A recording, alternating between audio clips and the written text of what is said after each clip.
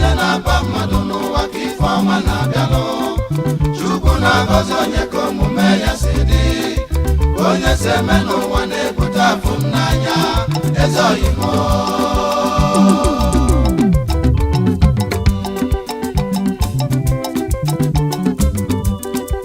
kanje n'ọkụzụ kanje mpụ ọhịma ọma ezigbo ọhịa maka kanje n'ọkụzụ mechi ya ọka ome chipụjọnụ n'ebe olisa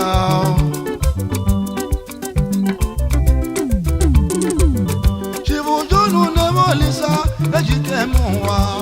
ezi nwa n'ebe olisa isi oke ome nwanne ọbọkụzụ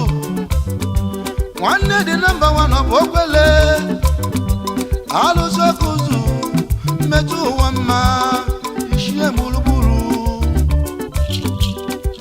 group chairman Jonet Group of Companies Limited ezigbo nwa bụrụ obodo ya n'anya ezigbo nwa bụrụ obodo ya n'anya ya ụmụ ogbenye John never listen.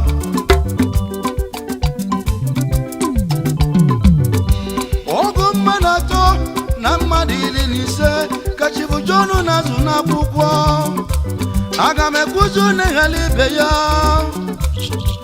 Ndi yela kabaloba alosi naza buto mwenye metu wama. Ezi bonna dobi. Ezi bonna chinedu. Nago Chukwu na Chukwu ebuka nwa mama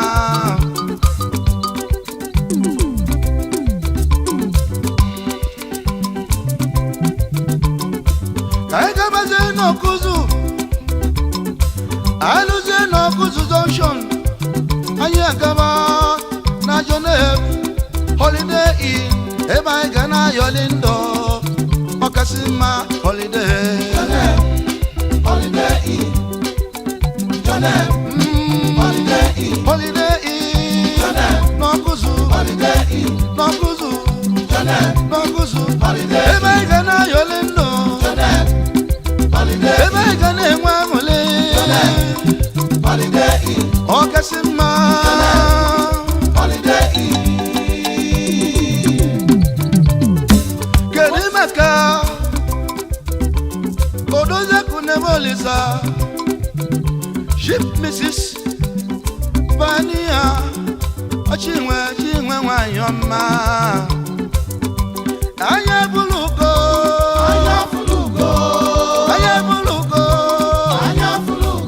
onye oje ka onye oji mma anya fulugo Chinwe Odozeku Johnny n'ebe Olisa onye oje ka onye oji mma anya fulugo Chinwe Odozeku Johnny n'ebe Olisa imesi mma n'elu ụwa Chinwe Odozeku Johnny n'ebe Olisa imebe ezigbo omume Chinwe Odozeku Johnny n'ebe Olisa alụsị ọkụzụ metụ ụwa mma alụsị ọkụzụ metụ ụwa mma alụsị ọkụzụ metụ ụwa mma alụsị ọkụzụ ụka ome metụ ụwa mma alụsị ọkụzụ ọkụzụ metụ ụwa mma alụsị ọkụzụ ụka ome metụ ụwa mma alụsị ọkụzụ ọkụzụ metụ ụwa mma nwanne dị na mma ọ bụ okwele metụ ụwa mma alụsị ọkụzụ ọkụzụ metụ ụwa mma wele ije wele metụ ụwa mma wele awele metụ ụwa mma alụsị ọkụzụ metụ ụwa mma Chibu John n'ebe Olisa metụ ụwa mma alụsị ọkụzụ alụsị alụsị ọkụzụ alụsị ọkụzụ metụ ụwa mma alụsị ọkụzụ ọkụzụ metụ ụwa mma alụsị na-eso ụmụ ogbenye asọ metụ ụwa mma Chibu John n'ebe Olisa metụ ụwa mma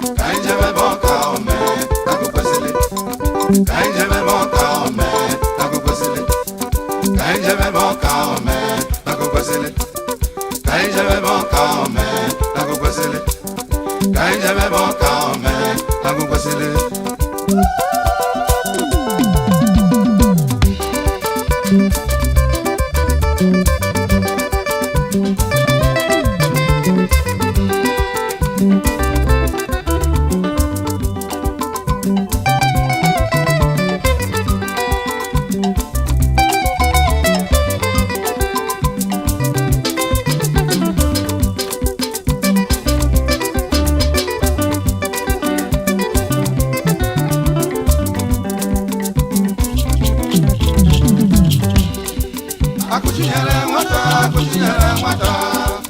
akụchinyere nwata akụchinyere nwata koja lụlụ obodo ọlụ akụchinyere nwata koja enyela ụmụ ogbenye aka akụchinyere nwata koja enyela ụmụ ibe aka n'ụwa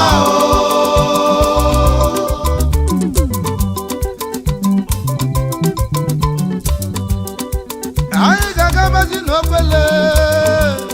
kanye mfọ ime ọma nwoke dị ebube akụchinyere nwata Chifu Maurice Bekwe akụchinyere nwata wa n'ọgba okwele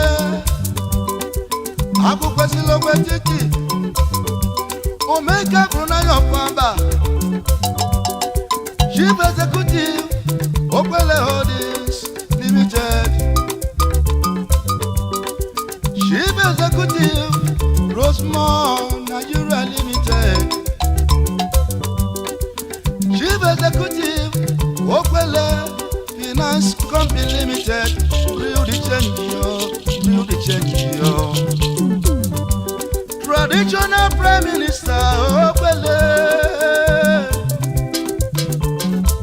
Inese Chifu Maurice Bekwe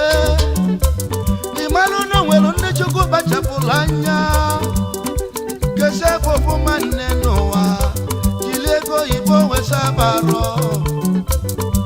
akụkwesịrị ọfọmba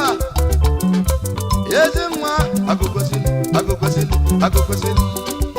akụkwesịrị akụkwesịrị akụkwesịrị akụkwesịrị akụkwesịrị akụkwesịrị akụkwesịrị akụkwesịrị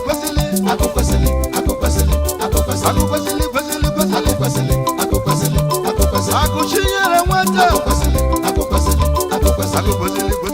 akụkwesịrị akụkwesịrị akụkwesịrị iluzi na London akụkwesịrị akụkwesịrị akụkwesịrị ịga n'Ụmụaka akụkwesịrị akụkwesịrị akụkwesịrị Okwele Holdings akụkwesịrị akụkwesịrị akụkwesịrị iluzi na America akụkwesịrị akụkwesịrị ịga n'Ụmụaka akụkwesịrị akụkwesịrị akụkwesịrị Okwele Holdings akụkwesịrị akụkwesịrị akụkwesịrị iluzi na Japan akụkwesịrị akụkwesịrị ịga n'Ụmụaka akụkwesịrị akụkwesịrị Okwele Holdings akụkwesịrị akụkwesịrị akụkwesịrị akụkwesịrị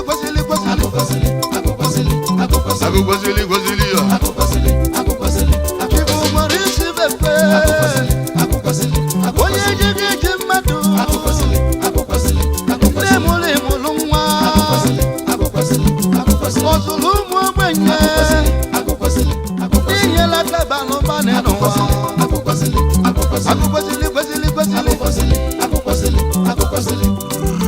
akụkwesịrị akụkwesịrị akụkwesịrị akụkwesịrị